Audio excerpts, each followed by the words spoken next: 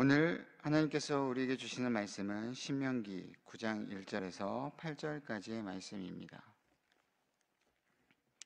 신명기 9장 1절에서 8절까지 말씀, 1절에서 8절까지 말씀을 저와 여러분들 교독하고 마지막 합독하도록 하겠습니다. 이스라엘아 들으라, 내가 오늘 요단을 건너 너보다 강대한 나라들로 들어가서 그것을 차지하리니 그 성읍들은 크고 성벽은 하늘에 닿았으며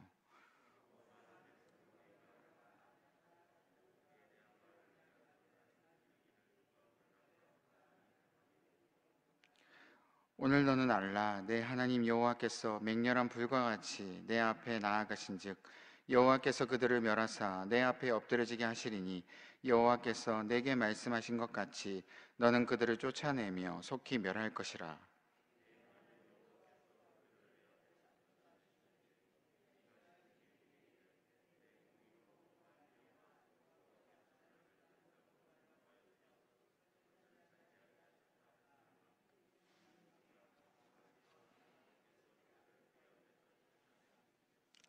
내가 가서 그 땅을 차지함은 내 공의로 말미암음도 아니요 내 마음이 정직함으로 말미암음도 아니요 이 민족들이 악함으로 말미암아 내 하나님 여호와께서 그들을 내 앞에서 쫓아내심이라.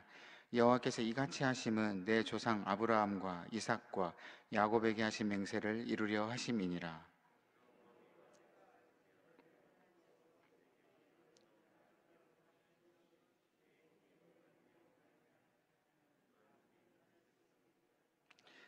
너는 광야에서 내 하나님 여호와를 경노하게 하던 일을 잊지 말고 기억하라.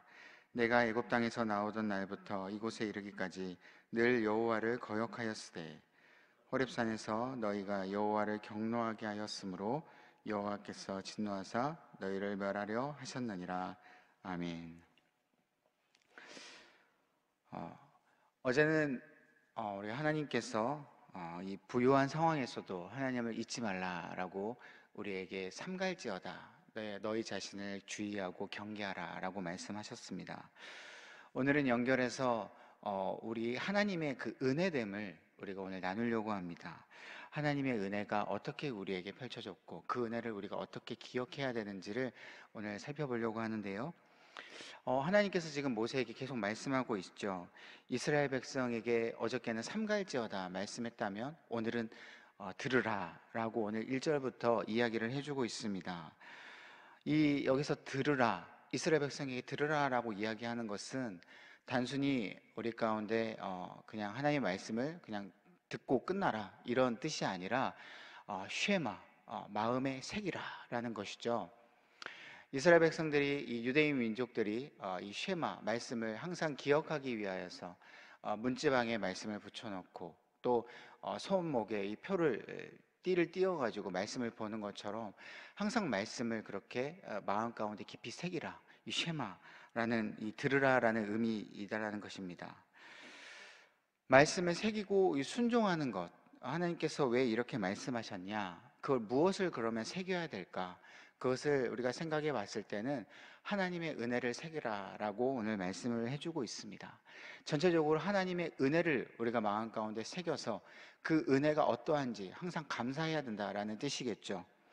그래서 지금부터 하나님께서 어떠한 은혜를 이스라엘 백성에게 주셨는지 오늘 본문 말씀에서 계속 이야기를 해주고 있습니다. 먼저 하나님께서 이스라엘 백성들에게 이제 요단강을 건너서 너희들이 가나안 땅을 차지하게 될 텐데 그때에 어떠한 은혜가 있는지 내가 너희에게 이야기를 해주겠다라고 지금 하나님께서 설명을 해주고 있죠. 앞으로 너희들이 이 요단을 건너가게 되면은 아주 강대한 나라, 바로 그 크고 견고한 성읍, 바로 그 가나안 백성들이 너희들 앞에 떡 버틸 터인데 내가 너희들 앞에서 이 가나안 백성들을 물리쳐 주겠다. 하나님께서 가나안 백성들에 대해서 물리쳐주는 그 은혜를 지금 설명해주고 있는 것입니다. 그 강대한 이스라엘 백성들, 아낙 자손이고요, 굉장히 크고 견고하며 오늘 1절의 말씀의 표현을 보니까 그 성읍들은 크고 성벽은 하늘에 닿았다라고 이야기를 해주고 있습니다. 그리고 크고 많다라고 설명을 해주고 있죠. 이 설명은 굉장히 이스라엘 백성들과 대조적인 설명입니다. 이 설명은 무엇일까요? 도저히 이스라엘 백성들, 너희들의 힘으로는 이 크고 견고한 성읍, 이 굉장히 많고 너희들의 힘으로는 도저히 할 수 없는 이 백성들, 내가 물리쳐 주겠다라는 뜻이겠죠. 이거는 하나님의 분명한 은혜를 이야기를 해주고 있는 것입니다. 이스라엘 백성들이 전혀 안악 자손을 이길 수 없는 그 상황, 하나님이 그것을 지금 이야기를 해주고 있는 것이죠. 그런데 이 상황은 이스라엘 백성들도 너무 잘 알았습니다. 아, 우리들의 힘으로는 도저히 이 가나안 백성들, 이 크고 견고한 성읍인 아낙 자손들을 이길 수 없구나. 너무나도 잘 알았다라는 것이죠. 어떻게 잘 알았을까요? 이미 38년 전쯤에 이스라엘 백성들이 우리가 잘 알다시피 가네스 바데아에서 처음 1세대 백성들이 있었을 때 하나님께서 가나안 땅을 차지하게끔 이미 하셨습니다. 가데스 바네아에서 정탐꾼을 보내어서 이스라엘 백성들이 가나안 땅을 믿음의 눈으로 보게끔 하나님은 이미 정탐하게끔 하셨죠. 그래서 그 정탐꾼들이 가나안 땅을 돌아보고 난 이후에 돌아오고 나서 어떻게 보고를 합니까? 너무나도 좋은 땅, 정말 적과 꿀이 흐르는 땅은 맞지만 이 아낙 자손들이 너무나도 크고 강대해서 우리는 이길 수 없습니다. 우리는 메뚜기 같습니다. 라는 그런 고백을 하지 않습니까? 그래서 이스라엘 백성들은 너무나도 정탐을 했기에 아낙 자손들이 너무나도 크고 강해서 우리는 도저히 이길 수 없다라는 걸 너무나도 잘 알고 있었다라는 겁니다. 그래서 하나님은 그 이스라엘 백성들이 고백했던 말을 그대로 인용합니다. 2절의 하반절에 이렇게 고백하죠. 누가 아낙 자손을 능히 당하리요. 말이 완곡하게 표현해서 그렇지 이스라엘 백성들은 자기들을 메뚜기 같다라는 이 표현을 이미 했다라는 것입니다. 그래서 하나님께서는 그 당시에 이 이스라엘 백성들의 표현을 통하여서 그래? 너희들이 메뚜기 같다고 그럼 메뚜기 같이 어디 한번 40년 동안 광야 생활을 어디 한번 실컷 해봐라 라고 하나님께서는 계속 광야 생활을 뺑뺑이 돌리는 그러한 저주를 내리지 않습니까? 그런데 지금 이 고백은 40년이 지난 지금 이제 다시금 하나님께서 이스라엘 백성들에게 똑같이 2세대 이스라엘 백성들이죠. 이 2세대 이스라엘 백성들에게 똑같이 아낙 자손을 물리쳐 주겠다라고 그대로 이야기를 해주고 있다라는 겁니다. 2세대 백성들은 1세대 백성들이 했던 그 실수 그걸 그대로 알고 있었습니다. 그리고 아낙 자손들을 우리의 힘으로는 도저히 이길 수 없다라는 것을 그대로 알고 있었죠. 지금 하나님께서 똑같이 이 언약을 40년 전에 하셨던 이 가나안 땅을 너희에게 주리라 라고 말씀하신 그 언약을 똑같이 해준다는 것은 2세대 백성들에게 너무나도 하나님의 큰 은혜였다라는 것을 알고 있다라는 사실입니다. 그래서 하나님께서 3절에 이렇게 얘기하시죠. 그때와 똑같이 그 무시무시한 아낙 자손을 지금 하나님께서 맹렬한 불과 같이 앞에서 무찌르겠다. 하나님께서는 그렇게 이야기를 해주고 있습니다. 내가 약속한 대로 전멸시켜주겠다. 이스라엘 백성들은 이 하나님의 언약 앞에서 이 똑같은 하나님의 그 고백 앞에서 정말 하나님은 은혜가 많으신 하나님이시구나 알 수밖에 없다라는 겁니다. 도저히 이것은 하나님의 은혜가 아니면 절대로 물리칠 수 없는 그 아낙 자손, 이러한 은혜를 분명히 하나님께서는 쉐마, 새겨라, 이 은혜를 깊이 새겨서 너희들이 가나안 땅에 들어갔을 때 나를 따르고 감사해라 라고 하나님께서 말씀해주고 있다는 것이죠. 그런데 이것은 이스라엘 백성들이 결코 잘해서가 아닙니다. 내가 너희들을 이뻐해가지고 가나안 백성들 내가 물리쳐주겠다 이런 뜻이 아니다라는 것이죠. 이스라엘 백성들이 과연 이 은혜를 받을 만한 자격이 있냐? 그러한 질문을 던졌을 때 전혀 이스라엘 백성들은 그 받을 만한 자격이 없다라는 답이 나올 수밖에 없습니다. 왜 그러냐면 이 4절 보시게 되면 하나님께서 이렇게 고백을 합니다. 이스라엘 백성들의 자신의 공의로움 때문에 하나님께서 가나안 백성을 쫓아내신 것이 아니다 라고 분명히 이야기를 해주고 있습니다. 여기서 가나안 백성들을 쫓아내신 이유는 크게 두 가지로 우리가 살펴볼 수 있는데요. 첫 번째는 이 4절 하반절에 나와 있듯이 민족들의 먼저 악함으로 하나님께서 쫓아내셨다라는 겁니다. 이 가나안 백성들이 악했다라는 것이죠. 방금 말씀드렸듯이 이스라엘 백성들이 이뻐서가 아니라 이 공의로움, 이스라엘 백성들이 공의로워서 하나님께서 가나안 백성들을 쫓아내는 그러한 구원을 주신 게 아니라 가나안 백성들이 악해서 하나님께서 쫓아냈다라고 분명히 이야기를 해주고 있습니다. 가나안 백성들은 이방신을 섬겼습니다. 그렇죠? 그래서 하나님 앞에 하나님을 섬기고 하나님의 은혜를 분명히 받고 있음에도 불구하고 하나님을 섬기질 않았습니다. 그래서 이방신을 섬겼죠. 그래서 하나님 안에 그 언약 안에 있었던 이 이방 사람들, 가나안 백성들도 분명히 하나님의 은혜 아래 거하고 있었음에도 불구하고 그것을 따르지 않고, 하나님을 따르지 않고 이방신을 섬겼습니다. 그래서 가나안 백성들이 하나님의 심판을 받았다라고 이야기를 해주고 있는 것이죠. 그런데 한번 생각해 보시기 바랍니다. 이 가나안 백성들이 자신들의 악함으로, 하나님을 따르지 않는 그 악함으로 심판받은 것, 그것이 도대체 이스라엘 백성들이 이 가나안 백성들과 무슨 상관이 있냐라는 것입니다. 이스라엘 백성들은 가나안 백성들을 심판하는 그 하나님의 도구로 쓰여졌을 뿐, 그리고 그렇게 사용당했을 뿐이지 도대체 이스라엘 백성들에게 그것이 무엇이 은혜라는 것이냐는 것이죠. 이스라엘 입장에서 봤을 때 가나안 백성들이 그냥 자신들의 악함으로 인해서 심판당했구나라고 생각할 수밖에 없다라는 겁니다. 그런데 오늘 6절 말씀에 보면 이렇게 고백을 합니다. 너희들, 하반절에 내 공의로 말미암음이 아니니라 너는 목이 곧은 백성이니라. 7절에서도 너는 광야에서 내 하나님 여호와를 경노하게 하던 일을 잊지 말고 기억하라. 내가 애굽 땅에서 나오던 날부터 이곳에 이르기까지 늘 여호와를 거역하였으되. 이 말은 무슨 말입니까? 이스라엘 백성들도요, 가나안 백성들과 따지다 보면 결코 다름이 없다라는 겁니다. 가나안 백성들만 이방신을 섬기고 가나안 백성들만 하나님을 화나게 한 것이 아니라 이 이스라엘 백성들도요, 애굽에서 나온 그 시각부터 목이 곧은 그 채로 하나부터 열까지 하나님을 따르지 않고 하나님을 배반하며 하나님을 화나게 하고 하나님의 언약을 파기한 이스라엘 백성들의 그 모습이 가나안 백성들과 똑같다라는 겁니다. 호렙산에서 금송아지를 숭배를 했고요, 물 없다고 불평을 했고 고기 못 먹는다고 불평을 하며, 또한 처음에 우리가 살펴봤듯이 가데스 바네아에서 믿음으로 하나님의 그 땅을 바라보게끔 했는데 자신들은 메뚜기 같다라고 불평하는 그 이스라엘의 그 백성의 모습이 어디 가나안 백성과 다를 바가 있냐라는 겁니다. 하나님은 그것을 분명히 지금 명시를 해주고 있다라는 것이죠. 너희들 한번 비교를 해봐라. 너희들이 과연 이 은혜를 받을 만한 자격이 있느냐? 질문을 던진다라는 것이죠. 안악 자손을 물리쳐 준다고 해도 하나님의 그 믿음을 받지 못한 그 이스라엘 백성들, 지금 오히려 그럼에도 불구하고 그 은혜를 받을 자격이 없음에도 불구하고 지금 안악 자손을 물리쳐 주겠다라는 겁니다. 이 은혜를 너희들에게 주겠다라는 겁니다. 여러분, 이것이 바로 이스라엘 백성의 은혜라는 것이죠.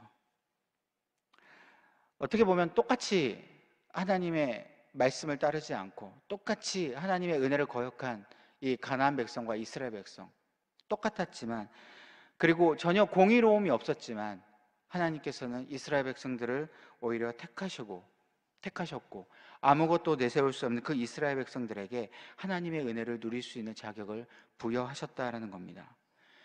이 은혜를 받을 수 없는 나의 모습, 그렇지만 그럼에도 불구하고 은혜를 주신 그 하나님의 모습을 생각했을 때 진짜 우리가 하나님의 은혜에 감격할 수 있다라는 것이죠. 이스라엘 백성들에게 이 가나안 백성은 청각 교사였습니다. 시청각 교사였습니다. 가나안 백성들을 바라보면서 어떤 생각을 가져야 됐을까요? 나의 모습을 떠올려 보는 것이죠. 이스라엘 백성들의 자신들이 했던 모습을 떠올려야 했어야 된 것입니다. 가나안 백성들의 모습을 보면서 난 저들보다 나아. 나는 저들보다 하나님을 조금 더 잘 섬기지. 단 몇 %라도 하나님 앞에 칭찬받을 만한 일을 우리는 했지. 그렇게 생각하는 것이 아니라 가나안 백성들을 보면서 우리는 저들보다 전혀 나을 것이 없어. 그래, 우리가 하나님의 은혜를 받은 백성들이구나. 그렇게 반면교사로 삼으면서 깨달아야 되는, 그러한 은혜를 누려야 되는 것이 바로 이스라엘 백성들이 해야 될 일이었다라는 겁니다. 여러분, 이것은 우리에게 너무나도 중요한 교훈을 주는 것이죠. 나의 모습을 바라봤을 때 지금 내가 가지고 있는 그 은혜를 세보면은 때로는 우리가 나의 공의로움이 있다라고 착각할 때가 있습니다. 내가 하나님의 은혜를 받을 만한 자격이 어느 정도 좀 있구나. 내가 나름 노력을 했으니까, 내가 나름 하나님을 섬긴다고 했으니까 하나님께서 나의 모습을 보시고 이렇게 은혜를 주셨구나라고 착각할 때가 있다는 겁니다. 그런데 다른 사람과 비교를 해봤을 때, 다른 분들과 우리가 조금만 더 나아가서 생각을 해보면 우리는 전혀 다를 바가 없다는 것이죠. 하나님의 은혜를 받을 만한 전혀 자격이 없다는 겁니다. 우리가 받은 은혜가 많다고 전혀 다른 사람에게 자랑할 수 없다는 것이죠. 하나님께서는 너희의 모습을 살펴보면서 이 은혜를 새겨라 라고 말씀하고 계십니다. 이 은혜 받을 자격 없는 이 이스라엘, 하나님께서는 선택하셨고 그대로 신실하게 인도해 가신다라는 겁니다. 우리가 이 은혜를 기억하면 우리는 공의로움을 내세울 수 없죠. 우리는 하나님의 그 은혜 안에 감사할 수밖에 없다는 겁니다. 두 번째, 하나님께서는 이 이스라엘 백성들 앞에서 가나안 백성을 쫓아내신 두 번째 이유가 있습니다. 그 이유는 5절에 우리가 한번 읽어보도록 하겠습니다. 5절, 내가 가서 그 땅을 차지함은 내 공의로 말미암음도 아니며 내 마음이 정직함으로 말미암음도 아니요 이 민족들이 악함으로 말미암아 내 하나님 여호와께서 그들을 내 앞에서 쫓아내심이라. 여호와께서 이같이 하심은 내 조상 아브라함과 이삭과 야곱에게 하신 맹세를 이루려 하심이라. 아멘. 뭐라고요, 여러분? 아브라함과 이삭과 야곱에게 하신 그 맹세, 그 언약을 그대로 이루려고 이 가나안 백성을 이스라엘 앞에서 쫓아내셨다라는 겁니다. 여러분, 아브라함 때 어떻습니까? 하나님께서 아브라함에게 나타나셨습니다. 그 고향 본토 아비 친척을 떠나서 가나안 땅 도착했을 때 그 가나안 땅을 하나님께서 이 땅을 너에게, 너의 후손들에게 축복의 땅으로 네게 주겠노라 라고 하나님께서 이미 언약하셨죠. 이삭에게도 마찬가지로 언약하셨습니다. 야곱에게도 삼촌의 라반의 집으로 쫓겨갈 때에, 형 에서를 피해서 쫓겨갈 때에 그 베고 있던 그 돌베개, 이 땅으로 다시 너가 돌아오게끔 하리라 하나님께서 분명히 언약하셨습니다. 그런데 여러분, 우리가 살펴보면 이 이스라엘 조상인 이 아브라함, 이삭, 야곱, 이 모두 하나님의 은혜를 받을 만한 자격이 있는 사람들이 아니다라는 것이죠. 이들도요, 우리가 생각하던 이 믿음의 조상들도 하나님 앞에서 공의로워서 하나님 앞에서 이 언약을 받을 만한 자격이 있어서 이 가나안 땅을 차지하리라 이 언약을 받은 게 아니라는 겁니다. 오직 하나님의 그 택하심의 은혜를 힘입어서 의롭게 되었고 하나님의 이 언약을 체결했다라는 것이죠. 여러분, 우리도 마찬가지입니다. 우리를 택하셨습니다. 우리의 모습이 은혜 받을 만한 자격이 없어도요, 하나님은 신실하게 우리와 언약을 맺으셨죠. 예수 그리스도의 피를 뿌리면서까지 우리와 하나님과 아버지와 자녀로서 언약을 맺으셨다라는 겁니다. 예수 그리스도의 피로 그 언약을 맺으셨는데 그 언약은 하나님에게는 너무나도 불공평한 언약이었죠. 우리가 보통 사람과의 거래를 하게 되고 언약을 맺게 되었을 때 어떤 거래를 합니까? 불공평한 거래는 잘 하지 않지 않습니까? 서로 수지타산 맞을 때에 너도 이익이 되고 나도 이익이 됐을 때에 언약을 맺게 되는 것이죠. 그렇지만 하나님과 우리의 언약을 봤을 때는 전혀 수지타산이 맞지 않는다는 겁니다. 하나님께는 오직 불공평한 언약, 하나님께는 전혀 아무것도 이익이 없는 그 언약을 하나님과 우리 가운데 아버지와 자녀로서 언약을 맺어주셨다는 것이죠. 오직 그 독생자 예수 그리스도를 보내면서까지, 죽이면서까지 그 언약을 맺으셨다는 겁니다. 이 언약은 우리에게 수지 맞은 언약이고 로또 맞은 언약이고 너무나도 큰 언약이라는 것이죠. 그 감격된 언약을 맺고 있는 우리가 하나님 앞에서는 부적절한 행동을 하게 됩니다. 우리의 모습을 생각하지 않고 하나님 앞에서 우리가 죄를 짓고 오직 예수 그리스도를, 그 피를 힘입어서 우리는 나아가기만 하면 되는 그런 수지맞은 언약임에도 불구하고 우리는 그 언약을 파기해버렸습니다. 예수 그리스도의 피를 힘입지 않고요, 나의 힘과 나의 공의로움으로 살게 되고 내가 했던 그 모든 행동들이 하나님 앞에서 인정받을 것을 내세우면서 우리의 모습 가운데 하나님께서 싫어하는 행동만 한다라는 겁니다. 여러분, 우리의 모습을 살펴봤으면 좋겠습니다. 하나님이 우리의 모습을 보고 이 언약을 파기할 수 있음에도 불구하고 여전히 하나님은 그 언약을 신실하게 지금도 맺고 계신다라는 것이죠. 하나님께서 맺은 그 언약을 통하여서 우리의 모습 가운데 멸망시키지 아니하시고 여전히 그 언약 가운데 이스라엘 백성들 모습 가운데 가나안 백성들을 쫓아내시고 그 신실한 언약을 이루시는 그 하나님의 은혜, 그게 이스라엘 백성들에게도 있고 지금 우리에게도 있다라는 겁니다. 그 언약을 신실하게 지키신 그 하나님, 지금도 그 자녀에게 은혜를 베푸시는 하나님, 그 하나님을 우리가 기억하길 간절히 소망합니다. 여러분, 이것이 은혜라는 겁니다. 그냥 은혜를 세어보는 것이 은혜가 아니라, 그냥 은혜를 받은 것만 알고 있는 것이 은혜가 아니라, 나의 모습이 전혀 은혜 받을 수 없는 모습임에도 불구하고, 이미 나는 언약을 파기해버린 나의 모습임에도 불구하고 하나님은 여전히 그 언약을 지켜주시고 신실하게 인도해 주시는 그것을 우리가 깨닫는 것이 진짜 우리가 은혜를 깨닫는다는 것이죠. 이 언약의 은혜를 이스라엘 백성들이 알았다면 가나안 백성들 앞에서 우쭐댈 수 없습니다. 야, 너희들 잘못했지. 하나님 앞에서 이방신을 섬겼지. 어디 잘 됐다. 꼴 좋다. 이렇게 할 수 없다라는 것이죠. 왜? 나도 하나님 앞에서 그렇게 잘못했기 때문에. 전혀 나의 공의로움을, 이스라엘 백성들의 공의로움을 드러낼 수 없다라는 겁니다. 자랑할 수 없다라는 것이죠. 이 은혜를 잊어버리고 나의 공의로움이 드러날 때에 우리는 내 자신을, 나의 모습을 자랑하기 시작을 합니다. 여러분, 나의 공의로움이 쌓이기 시작하면요, 이것은 우리 가운데 공로주의가 됩니다. 공로주의. 나의 공로로 살게 되는 그런 우선순위의 삶이라는 것이죠. 이 삶의 공로주의가 되면 내가 이루어 놓은 것들이 우리 가운데 계속 눈에 밟히게 됩니다. 교회에서도 내가 사역을 이루어 놓은 것, 직분으로서 내가 열심히 해놓은 것, 성장시켜 놓은 것, 일터에서도 사업을 할 때에 내가 성장시켜 놓은 것, 회사에서도 내가 열심히 해서 프로젝트를 내가 잘 일구어 놓은 것, 또 가정에서도 내가 자녀를 잘 키워 놓은 것, 자녀가 성공했을 때 나의 공로로 생각하게 된다는 것이죠. 이것은 내가 했다라고 생각하는 것입니다.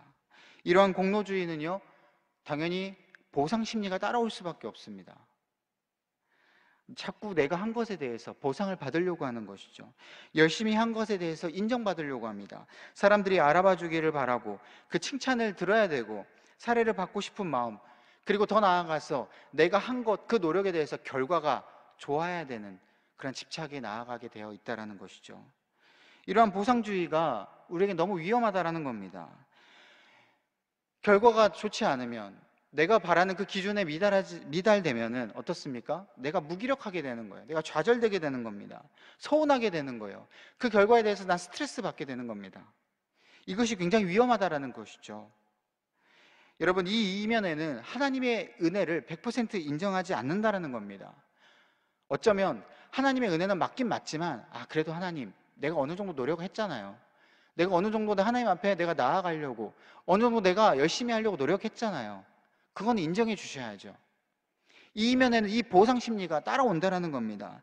여러분, 우리가 100% 하나님의 은혜를 인정하는 그 순간에 우리는 우리의 공로를 1%도 자랑할 수 없게 됩니다. 보상 심리가 우리에게 따라올 수 없다는 것이죠. 여러분, 우리의 공로, 우리의 노력은 절대 좋은 결과를 가지고 올 수 없습니다. 우리가 열심히 하는 건 맞지만 그 열심히 하는 것에 대해서 결과는, 그리고 그것을 가꾸시고 열매를 맺게 하신 것은 오직 하나님이신 줄 여러분들 믿으시기 바랍니다. 이게 하나님의 은혜를 깨닫는 것이죠.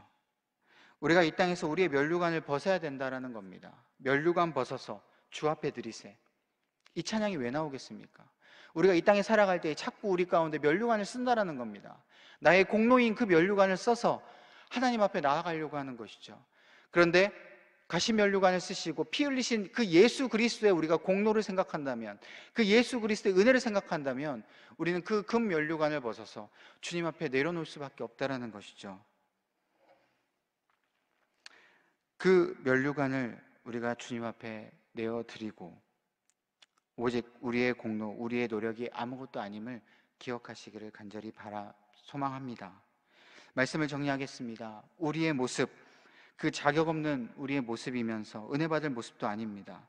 지금 나의 모습은 나의 일, 나의 가정, 환경, 이 모든 것들이 내가 이루어 놓은 것이 아니라는 것이죠. 오직 우리는 하나님의 택함을 힘입어서, 하나님의 그 공로를 힘입어서 지금 이 은혜를 힘입어서 나아가고 있다는 겁니다. 그래서 우리의 이 공로는 이제 내려놓고 하나님의 은혜만을 생각하시는 여러분들 되시기를 소망합니다.